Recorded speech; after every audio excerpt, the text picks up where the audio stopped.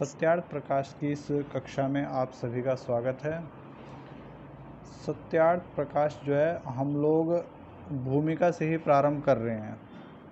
तो पुस्तकें आप सबके पास में होंगी। आप पुस्तकें अपने पास में रखिएगा और जो है हो सके तो एक पेंसिल भी रख लीजिएगा, क्योंकि बहुत ठीक है। ऐसे वाक्य आएंगे जो बहुत कीमती होंगे, ठीक, जिनकी ठीक। कीमत जो है ना बहुत ज़्यादा है। तो मैं प्रारंभ करता हूँ, आप लोग ध्यान से सुनेंगे और समझाता चलूँगा। किसी का कोई भी प्रश्न है पूछ सकता है, क्योंकि मैं उपदेश नहीं दे रहा हूँ, मैं पढ़ा रहा हूँ। ठीक। ठीक है। तो सबसे पहले ऋषि दयानंद कहते हैं कि ओम सच्चिदानंदेश्वराय नमो नमः। यहाँ पे जो है ओम शब्द आया है, सत, चित, आनंद और ईश्वर, ये 4 शब्द आए हैं। जो चारों शब्द जो हैं परमात्मा के लिए ही प्रयोग करे गए हैं। अब इन शब्दों के अर्थ क्या हैं? ओम क्या है, सत क्या है, चित क्या है, आनंद क्या है, ईश्वर का क्या अर्थ होता है, इन सभी को हम बहुत ही विस्तार से पढ़ेंगे प्रथम समुल्लास के अंदर। तो मैं वहाँ समझाऊंगा। आगे लिखते हैं ठीक कि है। भूमिका। जिस समय मैंने यह ग्रंथ सत्यार्थ प्रकाश बनाया था, उस समय और उससे पूर्व संस्कृत भाषण करने, पठन पाठन में संस्कृत ही बोलने और जन्म भूमि की भाषा गुजराती होने के कारण से मुझको इस भाषा का विशेष परिज्ञान न था। इससे भाषा अशुद्ध बन गई थी।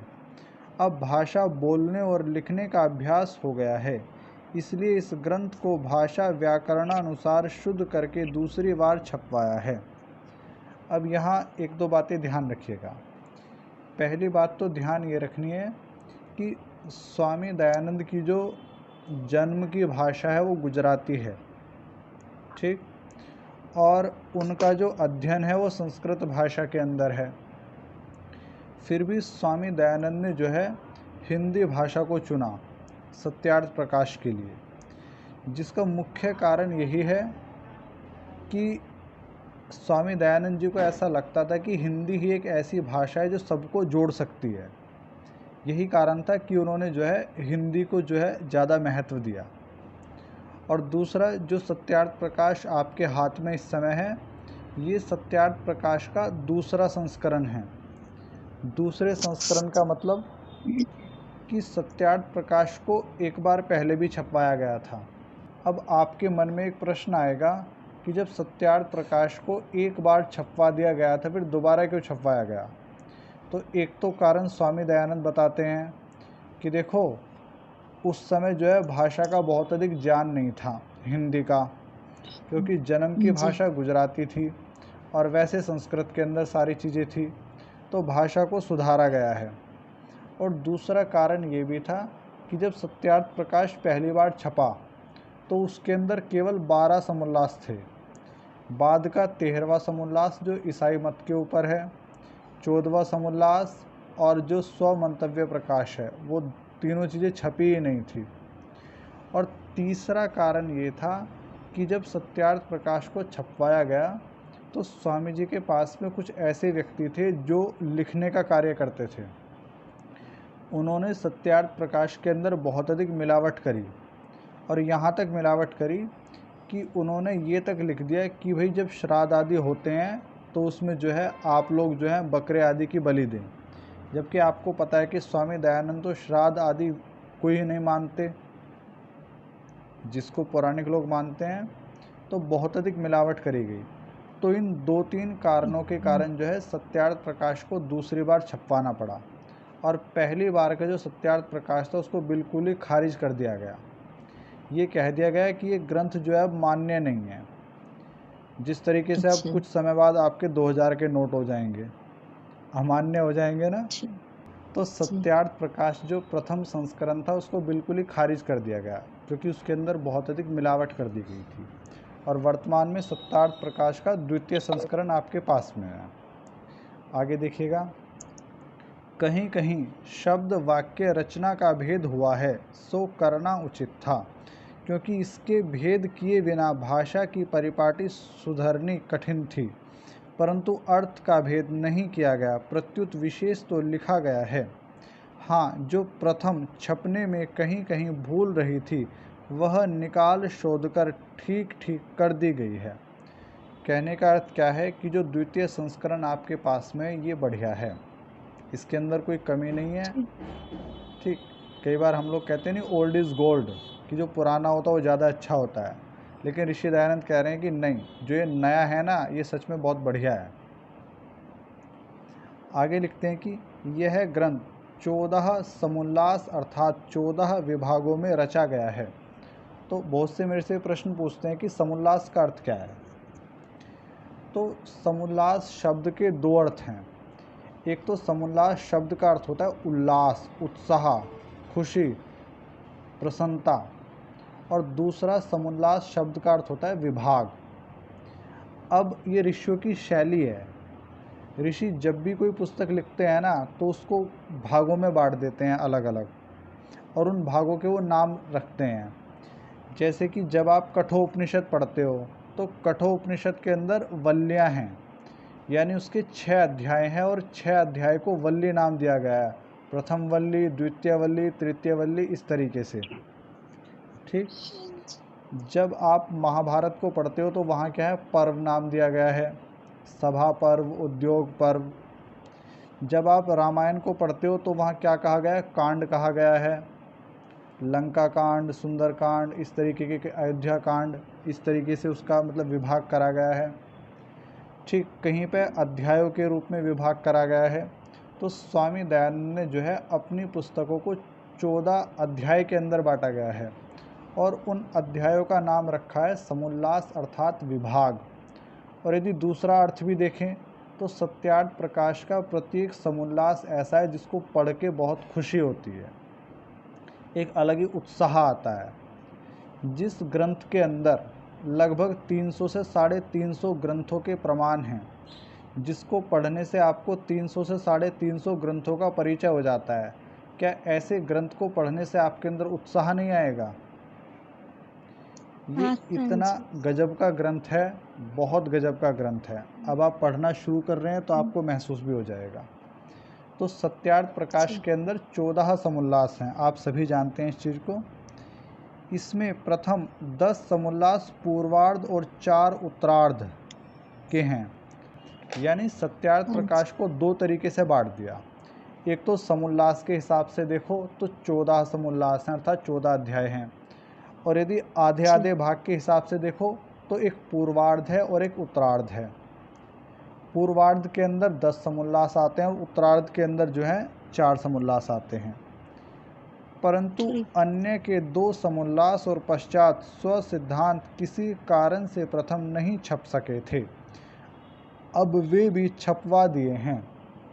जैसे मैंने अभी आपको बताया है, तो जब सत्यार्थ प्रकाश पहली बार छपा था तो उस समय केवल 12 ही समुल्लास थे, और बाद के 2 समुल्लास न छपने का जो कारण था, जो बताया जाता है, उसमें एक कारण ये भी था कि जिसने वो छपवाए थे वो सरकारी विभाग में कार्य करते थे, और आपको पता है कि उस समय अंग्रेज़ों का राज था, और कहीं ना कहीं उनको ये भय था कि यदि वो 13वां और 14वां समुल्लास छपवाते हैं तो शायद उनकी नौकरी पैना बन जाए।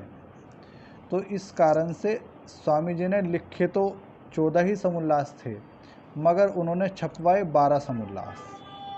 ठीक, अब आगे लिखते हैं कि अब जो ये 14 समुल्लास है इनके अंदर आप क्या क्या पढ़ोगे उस बारे में बताया गया है।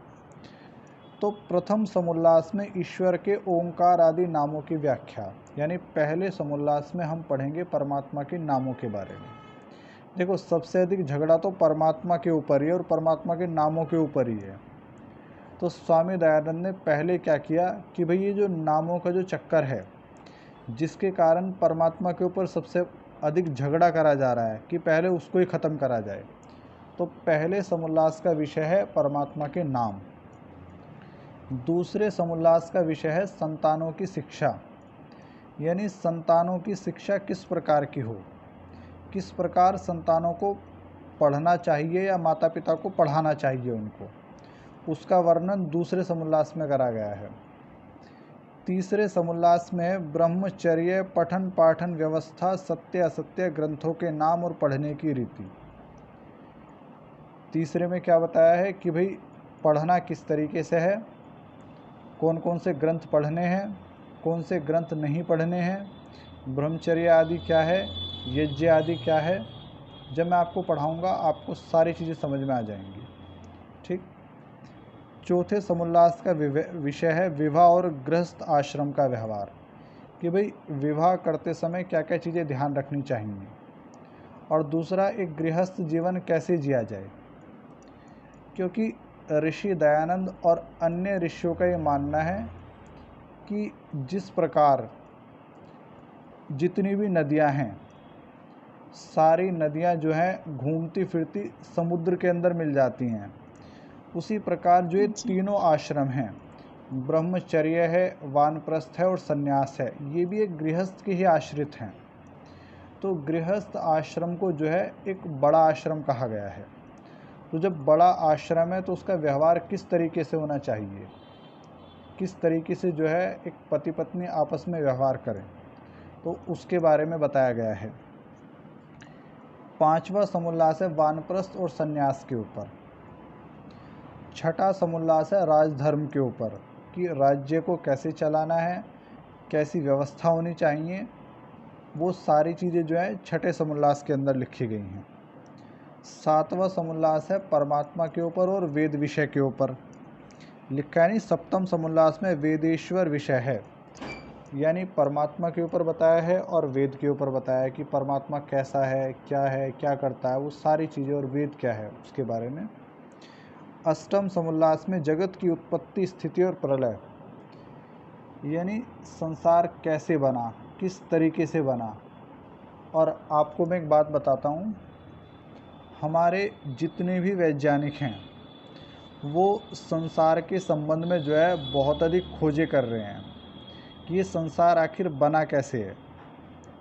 और वो संसार के बारे में जो खोजें करते हैं ना, उनकी खोज क्या है कि भाई संसार बना और बनने के बाद में फिर चीज़ें कैसे चली। संसार बनने से पहले क्या था उसका उनको कोई ज्ञान नहीं है, लेकिन हमारे वेदों के अंदर, हमारे शास्त्रों के अंदर वो सारी चीज़ें बताई गई हैं कि संसार बनने से पहले कैसा था। वेद के अंदर एक नासदीय सूक्त आता है, उस सूक्त के अंदर इस संसार का ही वर्णन है। ना सदासीत, नो सदासीत, इस तरीके से उसके मंत्र हैं, 10 एक मंत्र हैं उसके अंदर। उसमें सारी वो विद्या बताई गई है, वो जानकारी दी गई है, इन्फॉर्मेशन है कि ये संसार बनने से पहले कैसा था। बनने के बाद का तो है ही, लेकिन बनने से पहले तक का भी वर्णन है। तो उसको आप पढ़ोगे सत्यार्थ प्रकाश के 8वें समुल्लास में। अब 9वां समुल्लास है विद्या अविद्या, बंध और मोक्ष की व्याख्या। 10वां समुल्लास है आचार अनाचार और भक्ष्य अभक्ष्य। आचारः परमो धर्मः, देखो जिस मनुष्य को व्यवहार करना नहीं आता, समझ लो वो मनुष्य जो है एक प्रकार से जानवर के समान ही है, क्योंकि आपका व्यवहार ही आपको बनाता है मनुष्य। और यदि आपको व्यवहार ही नहीं आता तो मनुष्य और जानवर में फिर फ़र्क ही क्या है। तो उसके बारे में आपको जो है सत्यार्थ प्रकाश के 10वें समुल्लास में बताया जाएगा। एकादश समुल्लास में आर्यवतीय मत मतांतरों का खंडन मंडन, कि देखो हमारे देश के अंदर जो है धर्म के नाम पर बहुत अधिक पाखंड भी फैला हुआ है। तो ऋषि दयानंद ने जो है 11वें समुल्लास में उन्हीं चीज़ों का वर्णन करा है जो पाखंड फैला हुआ है, और बताया है कि ये किस तरीके से इससे बचा जाना चाहिए। 12वें समुल्लास में जो है चारवाक, बौद्ध और जैन मत का विषय है, कि भाई जैन मत के क्या सिद्धांत हैं, बौद्ध मत के क्या सिद्धांत हैं, और जो चारवाक है, चारवाक किस प्रकार का मत था, चारवाक लोग क्या मानते थे। चारवाक तो ये कहते थे कि यावत जीवेत सुखम जीवेत ऋणम कृत्वा घृतम पीवेत। फिर 13वें समुल्लास में ईसाई मत की व्याख्या है, ईसाई लोगों के बारे में है। और जो 14वां समुल्लास है उसमें जो है जो मुस्लिम मत है उनके बारे में जानकारी दी गई है कि मुस्लिम लोगों की क्या है, क्या मान्यता है। ठीक, वो सारी बातें उसमें जो है उस समुल्लास के अंदर बताई गई हैं।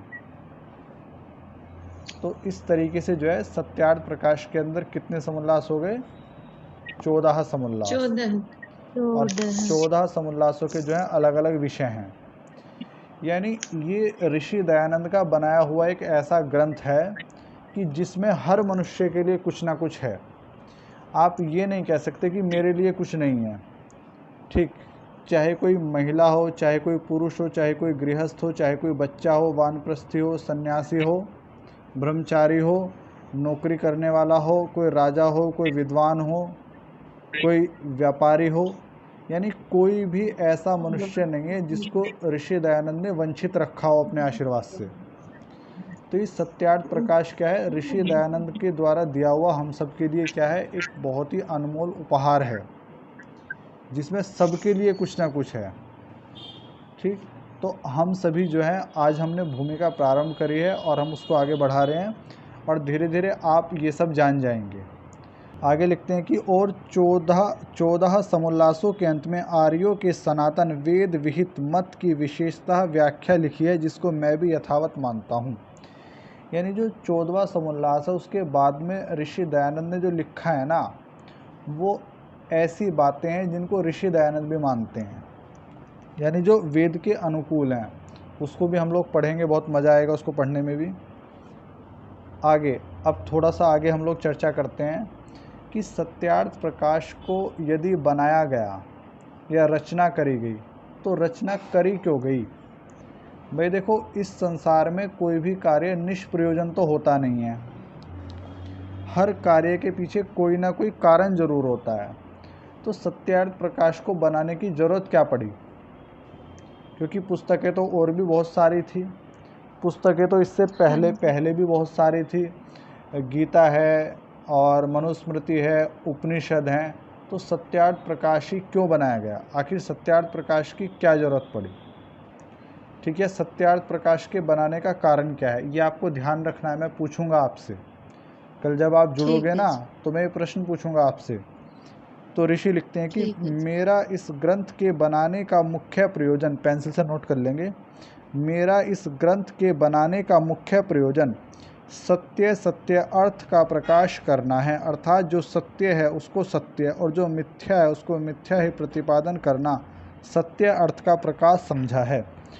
यानी सत्यार्थ प्रकाश ग्रंथ के बनाने का प्रयोजन क्या है कि जो सत्य है उसको सत्य ही बतलाना और जो झूठ है उसको भी बतलाना कि भाई ये झूठ है। यानी जो जैसा है उसको वैसा बतलाने का प्रयास ही ऋषि दयानंद ने करा है। यही सत्यार्थ प्रकाश को बनाने का प्रयोजन है। क्या है प्रयोजन? कि जो सत्य है उसको सत्य और जो मिथ्या है उसको मिथ्या ही प्रतिपादित करना क्या है सत्यार्थ प्रकाश ग्रंथ के बनाने का प्रयोजन। जैसे कुछ लोग कहते हैं कि भाई इस ग्रंथ को पढ़ लोगे तो आपके जीवन में जो है खुशियाँ आने लग जाएंगी, इस शास्त्र को पढ़ लोगे तो जो है घर में धन धान्य आने लग जाएगा। लेकिन ऋषि इस तरह बहकाते नहीं हैं। वो कहते हैं भैया मैं तो आपको यही बताना चाहता हूँ सही क्या है और गलत क्या है। क्योंकि जो लोग आपको कहते हैं कि शास्त्र को पढ़ने से जो है आपके घर में ऐसा होने लग जाएगा, क्या पता आपको झूठ ही बतलाते हो। तो मैं तो आपको सिखाता हूँ पहचान करानी कि सही और गलत की पहचान क्या है। क्योंकि जब तुम्हें सही और गलत की पहचान हो जाएगी ना, तो तुम फिर अपने अनुसार अपने लिए सही मार्ग चुन लोगे, तुम्हें कोई बहका नहीं सकता। तो सत्यार्थ प्रकाश ग्रंथ के बनाने का प्रयोजन क्या है? जो सत्य है उसको सत्य और जो मिथ्या है उसको मिथ्या ही प्रतिपादित करना। ठीक, ध्यान रखना, कल पूछूंगा। वह सत्य नहीं कहाता जो सत्य के स्थान में असत्य और असत्य के स्थान में सत्य का प्रकाश किया जाए। अब कुछ लोग सही की जगह तो झूठ बोले और झूठ की जगह सही बोले या सच बोले, तो क्या आप उसको सत्य कहोगे? वो क्या है? वो मिथ्या है, वो असत्य है। तो फिर सत्य क्या है? तो लिखते हैं कि किंतु जो पदार्थ जैसा है उसको वैसा ही कहना, लिखना और मानना सत्य कहता है। तो सत्य की परिभाषा क्या है? जो पदार्थ जैसा है उसको वैसा ही लिखना, वैसा ही मानना और वैसा ही कहना, ये क्या है? सत्य। इस परिभाषा को सभी ध्यान रखेंगे। जो पदार्थ जैसा है उसको वैसा ही कहना, लिखना और मानना क्या है? सत्य है। सत्य। अब आप कहोगे कहना क्या है, लिखना क्या है, मानना क्या है? अब मैं आपको थोड़ा सा समझा देता हूँ इसके बारे में। देखो, जी। कहने का मतलब क्या है? मैं बहुत समय पहले मैंने आपसे एक बात कही थी कि देखो, सत्य तो सत्य ही होता है, ठीक। जी। बेशक देश काल परिस्थिति के अनुसार मिथ्या बोलना कई बार ज़्यादा ठीक रहता है सत्य की अपेक्षा। इसलिए मनु ने क्या कहा जी। था? सत्यम ब्रूयात प्रियम ब्रूयात, कि सत्य बोलो और प्रिय बोलो।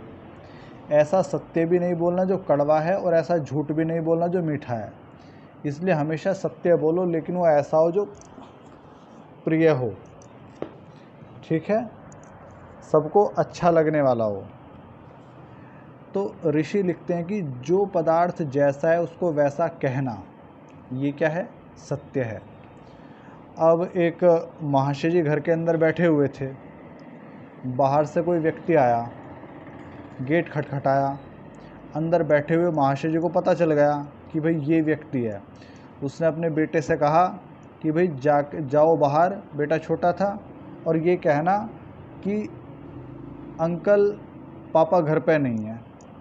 यानी पापा ने क्या कहा कि उनसे जाके ये कहना कि अंकल पापा घर पे नहीं है। अब बच्चा बेचारा मासूम था, बच्चा गया और जाके बोला कि पापा ये कहते हैं कि अंकल से ये कहना कि पापा घर पे नहीं है। अब बताओ आप, तो उसने तो वही कहा जो था। अब हाँ यदि जी। पिता उसको डांटे, ठीक, तो इसमें गलती पिता की है, क्योंकि जो जैसा है उसको वैसा कहना ही सत्य है। यही कारण है कि कई बार बच्चों को जो है माता पिता ही झूठ बोलना सिखा देते हैं। अभी जी। क्या हुआ, मैं एक चीज़ पढ़ रहा था, एक जोक मैंने पढ़ा।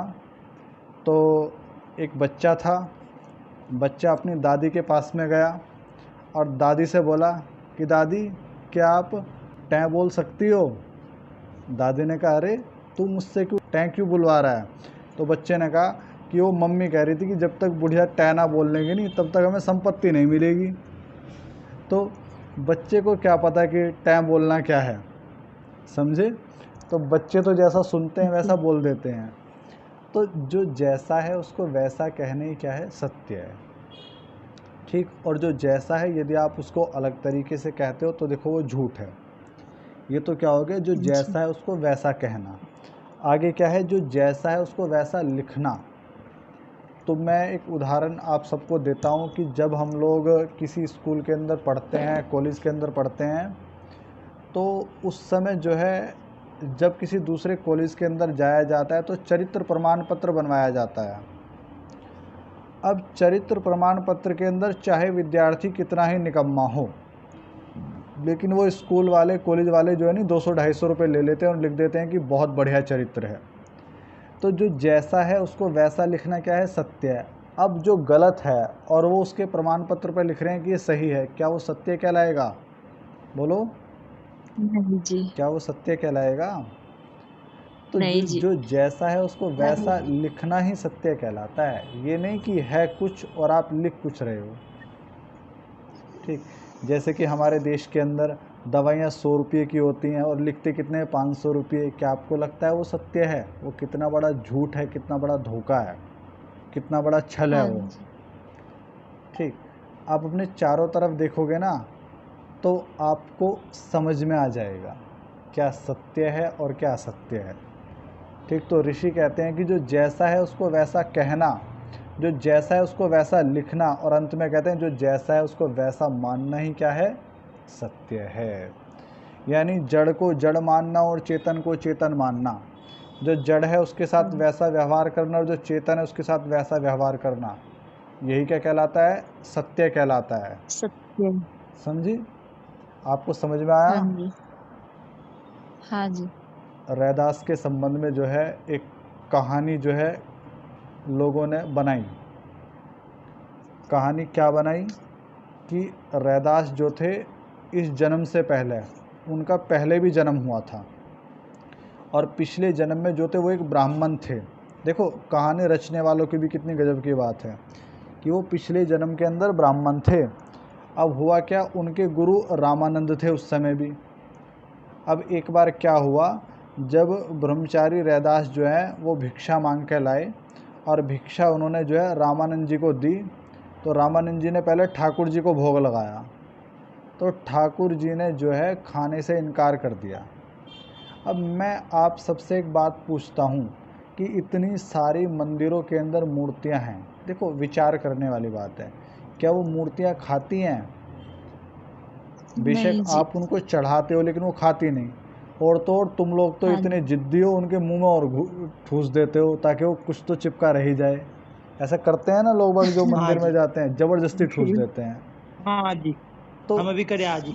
हाँ, तो जो जैसा सही है बात है। उसको वैसा मानना भी क्या है, सत्य है। यदि वो जड़ हैं, नदियाँ जड़ हैं, सूर्य आदि जड़ हैं, अग्नि आदि जड़ हैं, और यदि आप उनको ये मान रहे हो कि वो आपकी मनोकामनाएं पूरी करेंगे, चेतन मान रहे हो, तो वो भी क्या है, असत्य है।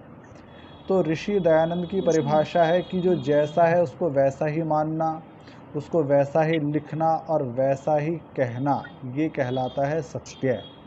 तो मैं संक्षेप में आपको बताता हूँ कि ये सत्यार्थ प्रकाश का द्वितीय संस्करण हम लोग पढ़ रहे हैं। सत्यार्थ प्रकाश के अंदर 14 समुल्लास हैं और 2 विभाग हैं, पूर्वार्ध उत्तरार्ध। सत्यार्थ प्रकाश का प्रयोजन क्या है, सत्य अर्थ का प्रकाश करना, यानी जो सही है उसको सही और जो गलत है उसको गलत ही बतलाना। और तीसरा क्या लिखा है कि जो पदार्थ जैसा है उसको वैसा ही मानना, वैसा ही लिखना और वैसा ही कहना कहलाता है सत्य। इन चीज़ों को सत्य। मैं आपसे आते साथ ही कल पूछूंगा, क्योंकि हमारा सिद्धांत क्या है, परीक्षा लेके ही पढ़ाएंगे।